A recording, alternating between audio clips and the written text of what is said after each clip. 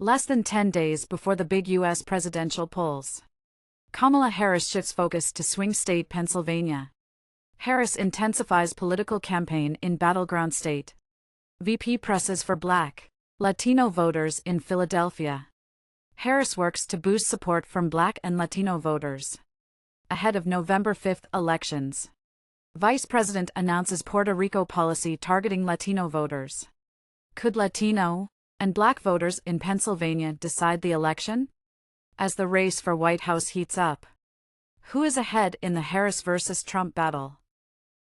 With U.S. elections less than 10 days away, Vice President Kamala Harris spent October 27 campaigning in swing state Pennsylvania's largest city, Philadelphia. The decision by Team Harris to devote the entire day to Philadelphia underscored the heavily Democratic city's importance to the vice president. According to reports, Philadelphia is nearly 40% Black and 15% Hispanic. President Biden won 81% of the vote there in 2020 and at over 10% of the statewide vote. It's a critical piece of the blue wall Harris is reportedly scrambling to maintain to beat Donald Trump. Well aware of the challenges, Harris launched a full-court press for Black and Latino voters across Philadelphia. Vice President warned voters that Trump is full of grievance and argued a second Trump presidency would harm them and their families. Vice President Kamala Harris also unveiled a new policy platform for Puerto Rico on October 27, targeting the Latino voters through promises of economic development and improved disaster response.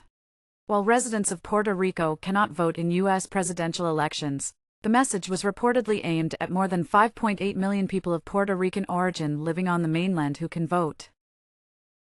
Remember earlier on October 15, in a bid to strengthen her appeal among Black men, Vice President Harris announced an extensive set of economic policies. The vice president's plan includes forgivable business loans for Black entrepreneurs, creating more apprenticeships, and studying sickle cell and other diseases that disproportionately affect African American men. It also includes ensuring that Black men have more access to shaping a national cannabis industry and to invest in cryptocurrency. Meanwhile, according to the survey, in Philadelphia, a historically Democratic stronghold, a notable shift is occurring as some Black voters express support for Donald Trump. A recent poll from Howard University indicates that 82% of Black voters in battleground states plan to vote for Vice President Kamala Harris, while 12% favor Trump, highlighting a potential divide within the community.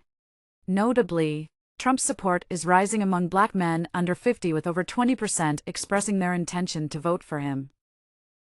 On the other hand, Republican Donald Trump has nearly erased Democrats' long-standing advantage among Hispanic men. According to an analysis of Reuters Ipsos polling, former President Trump now trails Vice President Harris by just 2 percentage points among Hispanic men, compared with his 19-point deficit with Democrat Joe Biden at the same point in 2020.